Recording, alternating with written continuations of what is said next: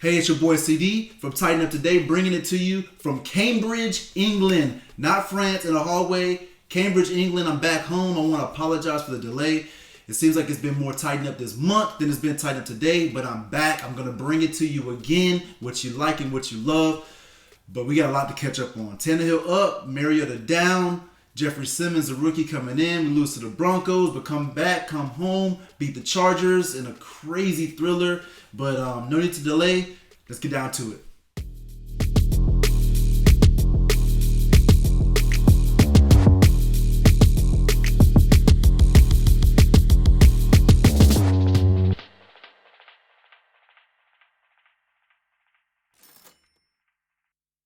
Hey, welcome back. All right, so quick thing, I want to nip this in the bud. I did not go ghost because of Mariota's benching or that the Broncos beat us in a shutout and we went to 2-4. Went ghost because of obviously some logistical issues as well as some technical difficulties of uploading my videos and recording my videos. But again, I'm back. So let's get down to it. I honestly thought that Tannehill was not the answer. And I will say that right now to this point, I still don't believe that he is the answer. I do think after watching Marcus Mariota play for 4 years and some change, obviously some injuries in between there, but watching him play has made me not really understand how quarterback play, how a live arm looks.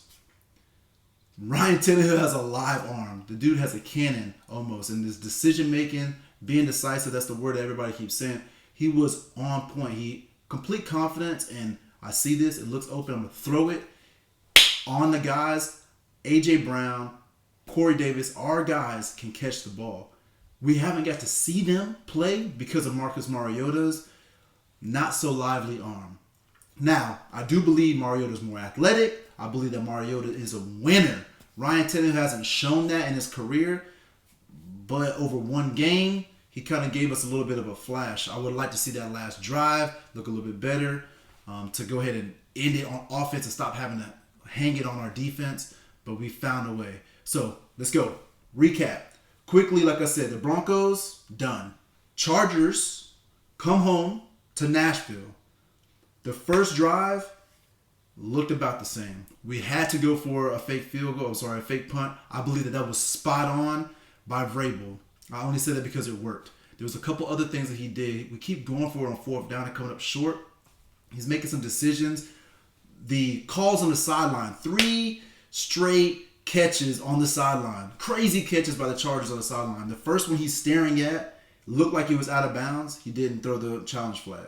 The next one, he's a little bit further away, doesn't throw the challenge flag. The third one, it's clear that he's caught the ball. He throws the challenge flag on the third one, in which we lose a timeout. Doesn't hurt us in the end, and especially doesn't even hurt us in the second quarter going into halftime, as Ryan Tannehill was still able to move forward. Going back again, throwing the ball. There's a couple videos, a couple clips, if you will, that I want to show you. The first one, the touchdown by Corey Davis. We'll go in reverse order. Corey Davis' touchdown. You go ahead and watch it right now. You can see it for yourself. Corey Davis. 8th play of the drive. Tannehill hooks a pass. Touchdown! Defensive coordinator Coach Vrabel. 8 plays, 86 yards, capped off by this fastball from Ryan Tannehill. All right, now as you can see, there's no time. There's no time to delay, to think, to second guess. He just rips it. The play call is right there on the goal line. He's gonna rip it in between those guys. Poop! He catches the ball, squeezes it. No issues, no drops at all. The next one I want to show you was another catch by Corey Davis. This one's for 38 yards pass. You see Corey Davis flash across, but the thing is, when you really see it, the replay, you have 2 defenders that come poof right across, and that ball sneaks right through. And again, decisive, hard throw right into the hands of Corey Davis. It needs to be on time, cannot second guess or delay. He does it, and it's right in his hands for a catch. Corey Davis can catch it and run. Here it is. Shifts over off the line. Shotgun, Tannehill. Protection is there. Tannehill connects with Davis. Yards after the catch for Corey Davis. This one is absolutely huge Look at the protection that Tannehill has. A clear throwing lane and a laser between defenders as Davis gets beyond Casey Hayward. Look at this fastball. 38 yards. That's 6 catches for 80 yards and a touchdown for. Now, this is not the Corey Davis show. We do have some other receivers, whatever. I don't want to go into too much detail, but the one I really want to show you is the first play of the game. Jonnu Smith on a real quick and easy tight end seam off the right-hand side. He is covered, but in the NFL, he is not covered. We call him wide open. You have to throw that guy open, all the way open. Tannehill throws on his back shoulder. He gives Jonnu an opportunity to turn around, make the catch, so that we can get the first down to start the game.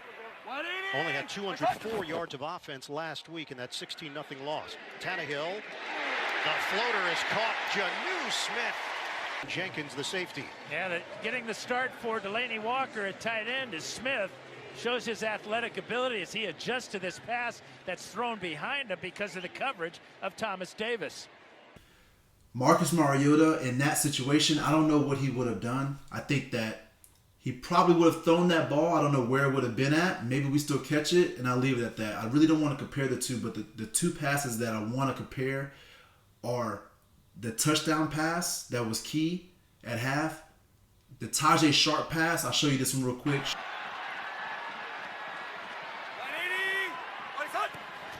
Tennessee looking for the lead. Tannehill darts it back of the end zone. Touchdown, Tajay Sharp. Another fastball from Tannehill back of the end zone. All alone is Sharp. Right foot down, left foot down, touchdown. Zone coverage in the secondary. All the Charger defenders right at the goal line. Nobody more than 3 yards deep in the end zone. 14-play drive, 85 yards. But as you can see, perfect touch on that ball, right over the defender. But that 12th defender, that back end of the end zone, he puts it in front of that so Tajay can make the touchdown, toe tap, and the back of the end zone for 6. Huge play. That throw is good, but the other throws, the velocity, the timing, again, that 38-yard pass, catch and run to Corey Davis, Marcus Mariota is not making that pass. I haven't seen it. The only throw that I've seen from Marcus that was like really lively over his career was on a Monday night game. And here it comes right now. Show it.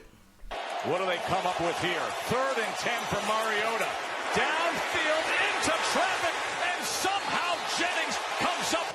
Marcus saw it pre-snap. He saw his receiver. That's a matchup. Sean Lee's athletic, but it's hard for him to cover that much. As you can see, that pass right there in between 3 guys, right down the middle of the field, perfect touch, caught, everything is good to go, ignited us. Against the Cowboys, we ended up winning that game, went on to a little run until we got blown out by the Colts, but injury took place, and that was last season. It's done. This Ryan Tannehill that we saw was good. The Ryan Tannehill that I know from Miami wasn't that good. So maybe he didn't have the weapons. Wait, no, he did have weapons with Jarvis Landry, Kenny Stills, and even had Devontae Parker towards the end, even though Devontae never really panned out. But he had weapons. Lamar Miller as a running game never really showed it. I don't know if the second time around that he's kind of trying to show something. I'm not going to get emotional about it. I'm not going to tell you that Marcus Mariota isn't as good as Ryan Tannehill overall. I'm not going to say that Tannehill is the guy of the future. I will not. I still firmly believe that Tannehill is not our future. But watching this one game, we'll see how it transfers into the next game, and beyond. My sister always said it takes 4 weeks to create a habit. So Ryan Tannehill, week 1 down. I need to see 3 more weeks of real talented play. Get us some more wins, and then I'll ride on that train, and we can go forward and go from there. I still don't believe that you're the man to carry this team, but I would say that with our first pick next year, if we drafted a quarterback, if it's not Mariota and we let Mariota go, we trade him or we release him or however we work it, we'll just let him go. If it's not Mariota and it's you that's holding it down, we draft another rookie quarterback to come in and try all over again to build a quarterback in some way, which we've never really had any success doing.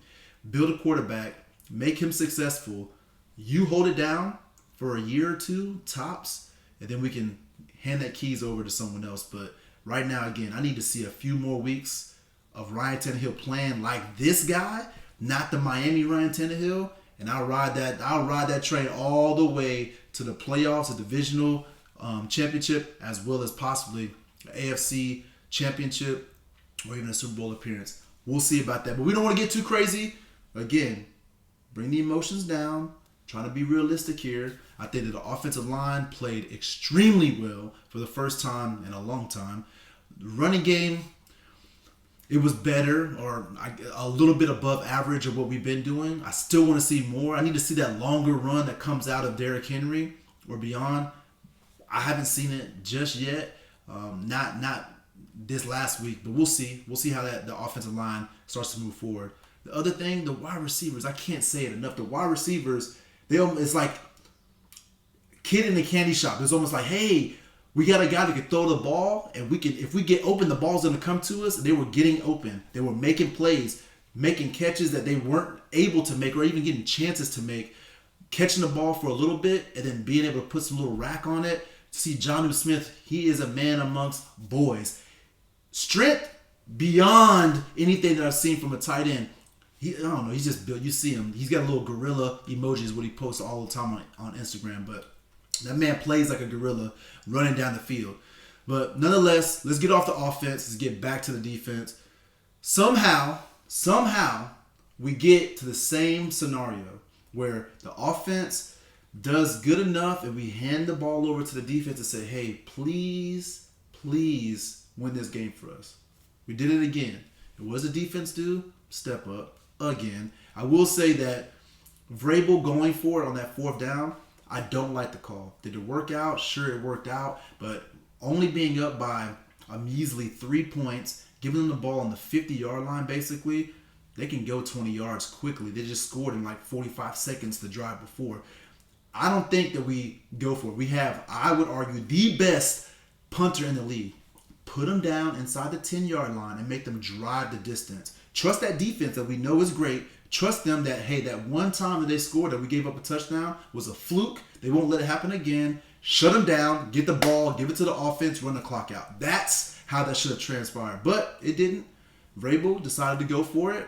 We did not get it. We hand the ball back over to Phillip Rivers. You were afraid to give him the ball on the 10-yard line, on his own 10-yard line, but not afraid to give it to him on his own 40-yard line. He ends up driving down the field as we thought, or as you thought he would do. Drives down the field, gets down to the goal line. I'm here on my couch, this same couch. I'm on the couch watching the game on that TV, and I'm sitting here stressing out over the defense, letting them get to that point. Melvin Gordon is on my fantasy football team. At this point in time, I'm going off, but stick with me. He's on my fantasy football team. I'm winning by 2 points. I'm sorry, by 1.5 points, right? When he fumbles that ball, I am screaming. They can hear me all across town here in Cambridge, screaming, so happy. The Titans pull it off. I lost my fantasy football game this week by 0.5 point by that touchdown. I'm sorry, by that fumble. Nonetheless, back to the game. Jeffery Simmons, the rookie, whoo! We got one. We stole one. I was wondering, why would we draft a guy just tore his ACL in the first round? Why would we draft him?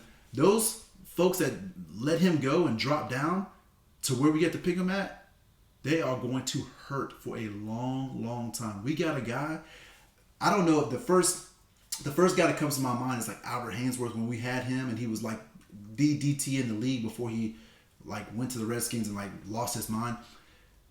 Dominance, Aaron Donald is lighter. Jeffery Simmons is just strong, just straight man. You see on the final play where the fumble happens, this dude pushes the guard into the backfield. This is literally two guys, or you got the whole line going, smashing. Everybody's giving it up for an inch. He pushes the guy back 2 yards into the backfield to allow Wesley Woodyard to come in to make that tackle. He was all over the place. Within 2 or 3 plays, 2 or 3 downs on the field as a rookie, he gets a sack. the first and second play, he's got a tackle for a loss. He was all over the field, and it was gorgeous to watch, especially as a fan. But we got a guy that's healthy now. It appears to be, as he's continuing to get even more healthier. I don't think that this is going to be an issue for him in taking over that DT spot at some point in time as the number one, handling it, anchoring our D-line. That defense already is tough. You add him to it, it's going to get really nasty really quick. But, I mean, to summarize this, we got Ryan Tannehill as our starting quarterback now. Marcus Mariota is benched. It is what it is. As Titans fans, we have to just embrace this. I think Marcus Mariota is a great guy. I don't know if we did him correctly at all. It doesn't feel that way. I don't think that we put the right coaching staff to really build him up. I think just pulling him out in the middle of the game and kind of making it seem like, hey, man, the reason why the team sucks is because of you. I think it was just wrong the way we handled it. But we are where we are, so we just have to deal with this. Ryan Tannehill, I know you're probably not going to see this. I wish that you would. Keep doing what you're doing. Throw the ball hard like you are with the velocity that you're throwing it. Be decisive and keep pressing forward. We did have a turnover, but don't stress it. Get the ball out your hand. Keep making good decisions. Jeffery Simmons, man, this dude is going to be a monster. In all, we'll be good. Defensively speaking, this week, we get Tampa Bay Buccaneers. Right now, I won't go into it. We'll go into a preview of that here probably tomorrow or the day after. But Jameis Winston's coming to town. Last time we went to Jameis Winston's country and beat up on him. This time he gets to come to come to Tennessee, to Nashville, and we'll see how that works out. But again, I'll go into the preview a little bit later. If you liked, loved, or want more of Titan Up Today, show your boys some love. Like that button.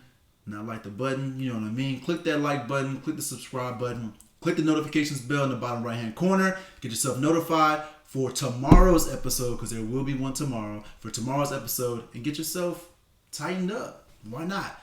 But before you go, one question: why tighten up tomorrow when you can tighten up today?